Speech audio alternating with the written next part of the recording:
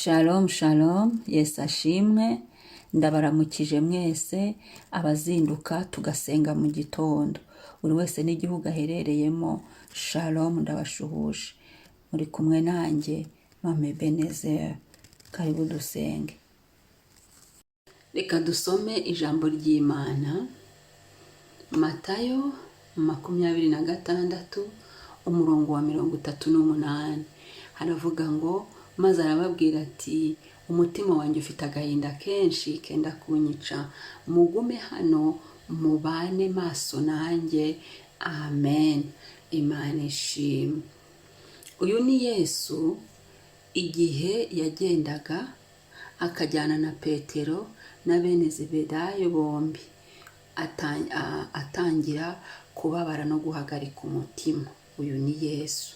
Ruvuga ngo umutima wa Yesu wari uhagarikijwe n'ibyo ari kubona bigiye kumubaho. Umutima we wari wuzuye umubabaro. Niho hano kuri 38 ahita ababwira ngo, maze arababwira ati, umutima wanjye ufite agahinda.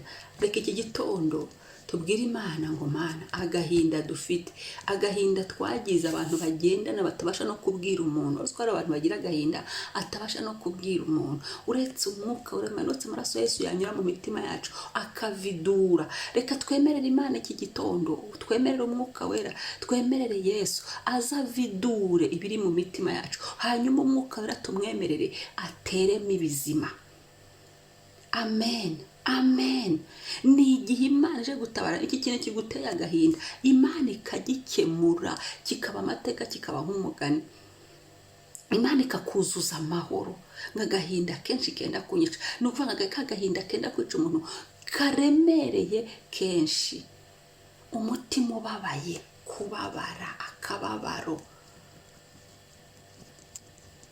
kubabara. Ntabwo twashobora guhimbaza Imana twuzuye agahinda. Ntabwo twashobora guhimbaza Imana ngo imitima yacu iramye Imana twuzuye imibabaro, kuko Imana yaturemeye kuyihimbaza no kuyishima. Niyo mpamvu ngira ngo iki gitondo dusenge imitima yacu twemere ividuke, ibintu by'uduhinda birimo, ibintu by'akababaro birimo, ibintu by'amaganya, ibintu by'imiruho, ibintu byo kwizengurukaho, byose bitubabaje. Dusenge tubwire Yesu ngo, nguyu imitima yacu tuyimurikire Yesu, tumubwire ngo yividure.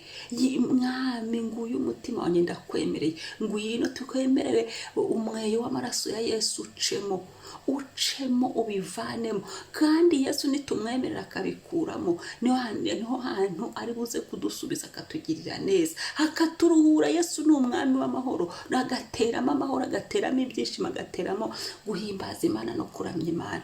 Umutwe y'amagambo uravuga hano w'iri jambo, uravuga ngo Yesu asengana umubabaro ari Getsemani.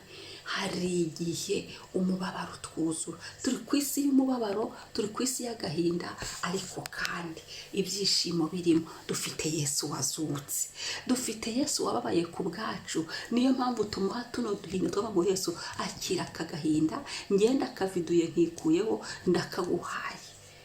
Ibikubabaje, ibimbabaje, turi ku isi, ntazagire umuntu uzakubeshya, buri wese aba afite icyo arwana nacyo. Imana igirire neza imitima yacu, Imana yongere gusana imitima yacu, kubaka imitima yacu.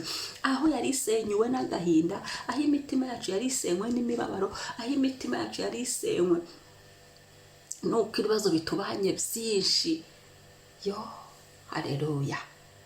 Imana idutabare, amaraso ya Yesu anyuremo yoze buri kintu cyose. Ngo maze arababwira ngo, umutima wanjye ufite agahinda, ngo kenshi kenda kunyica. Hari agahinda, ariko hakaba n'agahinda kenshi kenda kwica umuntu. Hari abantu barwara akababaro gakabije, depression. Ni umwanya mwiza wo kwisengera. Bwira Imana ngo, Mana, ndarushye. Aho urushye, manika amaboko, ubwire Yesu ngo, ndarushye, niwe karuhura. Waravuze ngo, yemwe abarushye n'abaremerewe, nimusange mbaruhure. Reka dusuke imitima yacu imbere y'Imana, kuko niwe karuhura nyakuri. Haleluya. Umuntu yaguha ibintu bigashira, umuntu yakurwaza intege z'umuntu zigashira, umuntu agahinda harufite nda, umuntu urubyaro rwatuma umuntu ababara. Ni byinshi turi mwisi, ariko icyo nkundira Yesu yo wamwemereye we, nta kurwaza ngo gute, arakurwaza kandi akanakuvura. Yesu iyo wamwemereye ntarera abana bawe gusa ngo abarekeraho, arabarera akabaha n'agakiza. Yesu iyo wamwemereye ukamwiyegurira burundu, ukamuha ibyawe nawe ubwawe ukamwiha, yewe we araza akimura ibyo kwimuka akabyimura, byo gusenya akabisenya, ibyo gukura agakuraho, kuko twamwemereye. Ni umwanya mwiza yaduhaye faveur kugira ngo tusenge, tumubwire agahinda dufite, agira ibyo yimuye, agira ibyo atabaye, agira ibyo asenye, agira abo yirukanye abaduteza agahinda, agira abo yongeye gushyira mu mutima wa kimuntu. Hari abantu badutera agahinda ku bushake, ariko ibyo byose Yesu ajya birangiza. Ni Imana itabara, ni Imana nziza. Reka twisengere. Yesu yasenganye umubabaro, hari nawe urababaye, ariko dusuka amaganya yacu imbere y'Imana yacu. Nyankunda kubwira abo turi kumwe ati mujye murira, ariko turirira Imana. Hari ukuntu abanyesi barira, ariko twebwe abapagani, ko abapagani hari ukuntu barira, pardon, ariko twebwe abakristo hari ukuntu turirira Imana. Ambaye nk'urugero, abapagani ukuntu bararira ati ye baba ndapfuye birarangiye, ye baba ibi ni biki, ahangaha Mana urantaye, akarira. Ariko umukristo ararira akavuga ngo Mana mfite agahinda kenshi, ariko Imana ishobora byose. Ari nabyo Yesu hano yakoze, ngo mugume kandi kubana nanjye maso. Nibamufashe gusenga, ngo yigira imbere ho gatarunama. Bisomye kuri 39 arasenga. Agahinda kacu twebwe tuba maso mu masengesho, aho niho tuza kuririra Imana, tukabwira Imana ngo Mana turarushye, tukanarira n'amarira akaza, ukabwira Imana ngo Mana ninde wangirira neza, ninde wantabara ahangaha, ni wowe mfite imbere n'inyuma. Ukabwira Yesu, uko nta wundi nyine wagutabaye, Yesu niwe dusigaranye kugira ngo adutabare. Ukabimubwira, ukamubwira ikikubabaje ukakimubwira, ni mu masengesho. Ukamubwira tariki ikinejeje nuko nzi kuri Imana ishobora byose, tariki ikimfashije nuko nzi kuri mwiza, wowe udadukoze isoni, ahubwo isoni urazipfuka. Haleluya. Reka tubwire Imana yomora inguma. Amaraso ya Yesu aromora, yomora inguma, ibiguma byo mu bwana, ibiguma byo mu bukumi, ibiguma byo mu rushako, agahinda ko mu bwana, agahinda ko mu bukumi, agahinda ko mu rushako, umubabaro wo mu bwana, umubabaro wo mu bukumi, umubabaro wo mu rushako. Ibyo byose byakubayeho, atubwire Yesu ngo yongere yomora imitima yacu. Ni urugero ngiye kugenda ntanga, kuba warabaye imfubyi, hari ibyagukomerekeje, ariko hari Yesu bivanamo agatanga amahoro. Nyankunda kwitangaho urugero, kuba narabaye ingumba, igihe naratinze kubyara imyaka 8, hari ibyambabaje. Niyo mpamvu ngomba kuzana umutima wanjye muri icyo gihe cyose namaze, nkawuzanira Imana, nkavuga ngo Mana hari ahantu nari narasenyukiye, nubwo nabyaye Mana umutima wanjye kugenda ubutaye igihe kirekire birananiza. Umutima wanjye nguyu, abantu bose bari barimo, abamvuza, abavuza, bagize gute bose, ugafata umweyo w'amaraso Yesu ukabasohoramo, ukabababarira. Nigiye Yesu aje kugira ngo imitima yacu ayomoze amaraso ye, narangiza dusiga amavuta yo kwishima, amavuta y'umunezero, amavuta y'ibihimbano by'umwuka. Nukuri umwuka wera w'Imana kugira ngo uzamubone yakuzuye umutima wuzuye agahinda, ntibikunda. Arabanza akavanamo ako gahinda n'ako kababaro, akabona kukuzura. Ko mwuka wera mu Mana atanga harimo n'ibyishimo no guseka. Haleluya, haleluya. Reka dusenge Imana, ubwize Yesu kuri, ubwize Yesu kuri, nanjye mbwize Yesu kuri. Mbwire Yesu ngo ndababaye ahangaha. Yesu ikimbabaje ni iki? Ikimbabaje ni ubugumba maranye igihe, ikimbabaje ni ubushomeri mazemo igihe, ikimbabaje ni ahangaha ni ukudakizwa n'ibyaha byambayeho akamama. Murabyihana, nkabyihana, nkasanga nabyisanzemo, mbohora burundu n'iyi ngeso yananiye, kandi ndashaka kuzabona Yesu n'ibinkureho. Haleluya, icyubahiro ni icyawe Mwami. Mana nzanye umutima wanjye, mutima wanjye mwami, imitima yacu turayizanye, imitima yacu ngiye mwami.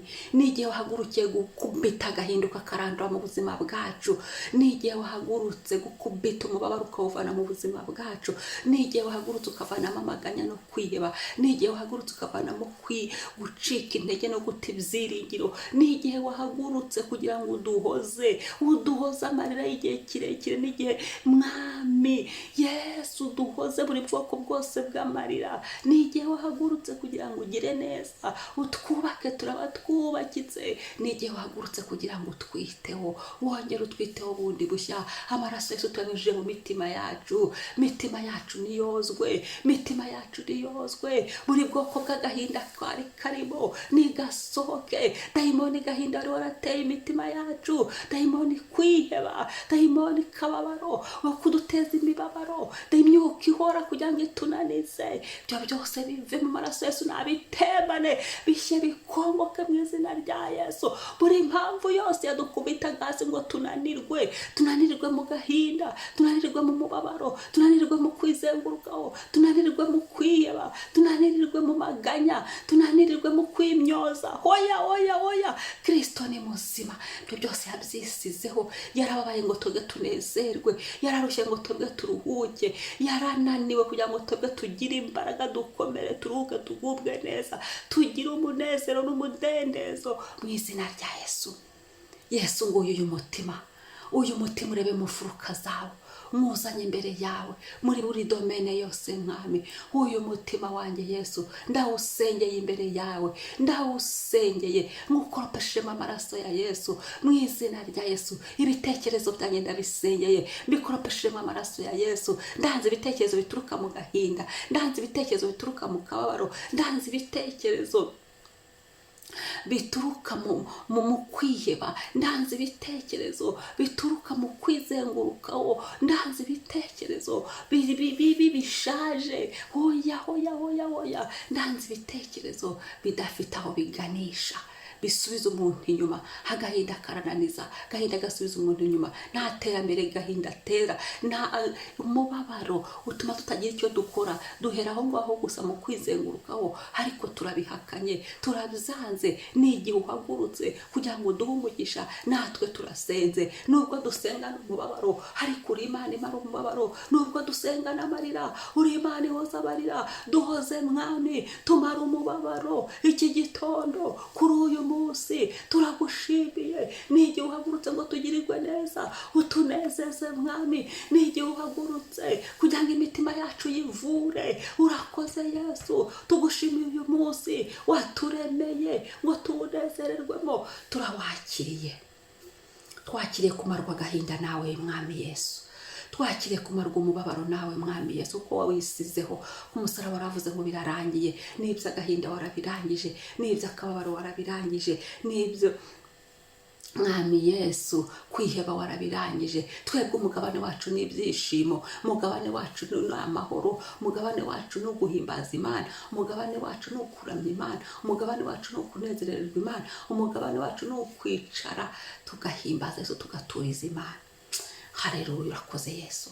Turagushimiye ubuntu wamanuriye imitima yacu. Uhereye uyu munsi ihumure ryomatane natwe, ihumure riturutse mu ijuru ryomatane n'imitima yacu, ryomatane n'ibitekerezo byacu. Mu gihe tukikurindire kudutabara ukamaraho icyaduteraga agahinda, ihumure ryomatane natwe mwami. Mu gihe tukirindire kudutabara akababaro kakarangira mu buzima bwacu, ihumure ryawe ryomatane natwe Mana. Mu gihe tukirindire kudutabara mu izina rya Yesu turasenze ngo udukize mwami ibitekerezo bishaje no kugera kure mu mutima, ibyo byose ukabidukiza. Ihumure ryawe ryomatane natwe, ryomatane n'ibitekerezo byacu, ryomatane n'imitwe yacu, ryomatane n'igihimba, amaguru n'amaboko, ryomatane n'umwuka wacu, ryomatane n'ubugingo bwacu.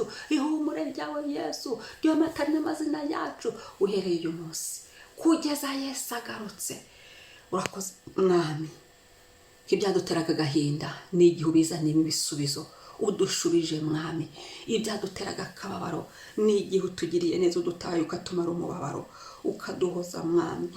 N'igihe uduhojeje amarira, icyubahiro kibi cyawe. Natwe turagushimiye, urakoze Yesu kubiduha.